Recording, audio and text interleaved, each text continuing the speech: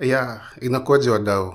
Mi si mwanasiasa but history ya Museveni inanihusu na inakuhusu wewe kama Mkenya.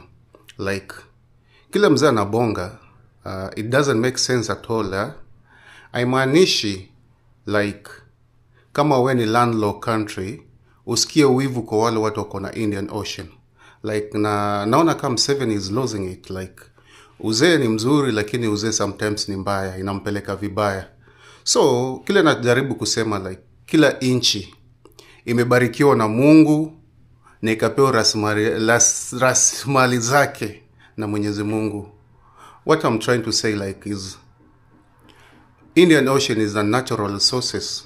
Si kitu ambao tumeumba, ni kitu ambao Mungu ametupa, alipea. Sisi tuko na bahati kama Kenya kuwa na Indian Ocean. Na hao venye wako na landlocked country wako na vitu ambazo sisi hatuna. Ukiangalia kama Migingo, alikuja akaleta fujo, tukampea. Alikuwa anasema upuzi, sijui maji iko UG, sijui land iko Kenya, vitu kama hizo. Huu mzee like ni ule mzee ako desperate, anataka kuchukua kila kitu. Na sasa pale ameona rahisi kuja kuchukua ni Kenya, cause Kenya tumekuwa so kind, tunakaribisha watu, like Kenya tuko very kind. Anataka kuchukua hiyo chance kutumia Kenya, na atatumia kuingia Kenya kutumia TZ. Cause yeye na TZ na Samia Suluhu kuna vile wako pamoja.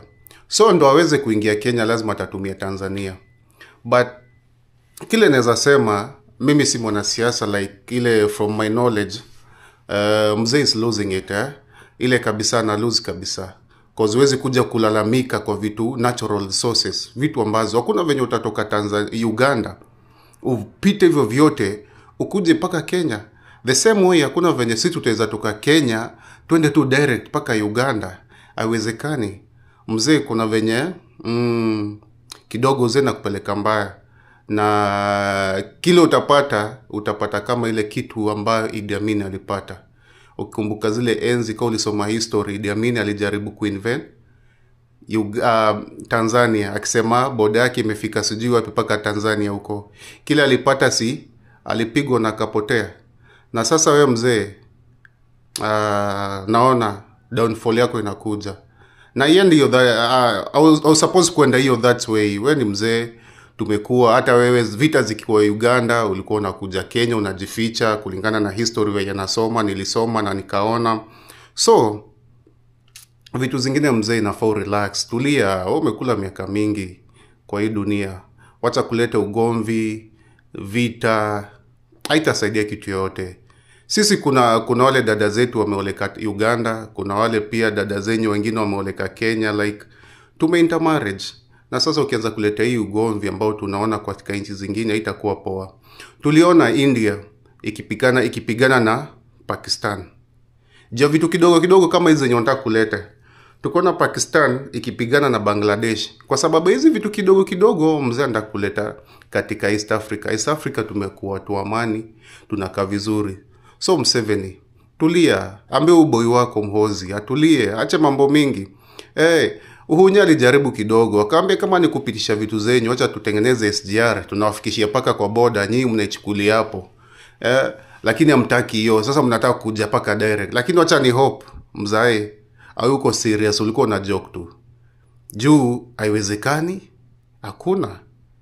So unajua, nyinyi mmebarikiwa kivyenyu. Wacheni sasa kuingilia sisi. Nyinyi kuwa na nchi ndogo, si kupenda kwenyu na si kupenda kwetu. Ni hivyo venye sisi tuko na bahati yetu venye tulipewa. Na nyinyi pia nyinyi mko na vitu zingine kama venye nimesema. Mimi najua even Uganda iko very rich in other things that Kenya hatuna, na tuingili, hiyo ni bahati yenu. So mzee, usipite hiyo njia. Hiyo njia si poa. Hiyo njia usijaribu hata kidogo. Usichukulie president wetu ni wenye ametulia na maneno mingi, like ukoona unaweza kama sasa Kenya na uanze mambo yako. Mzae, tulia, tunakuheshimu, tunaheshimu wa Uganda, hatutaki hiyo maneno. But nyinyi wewe na Suluhu, mzae na Suluhu kuna venye wanaongea. Juzi tumeona wild beasts zinazuiwa kuja Kenya na Tanzania. So kuna venye mmeshikana lakini hamtatoboa. See you.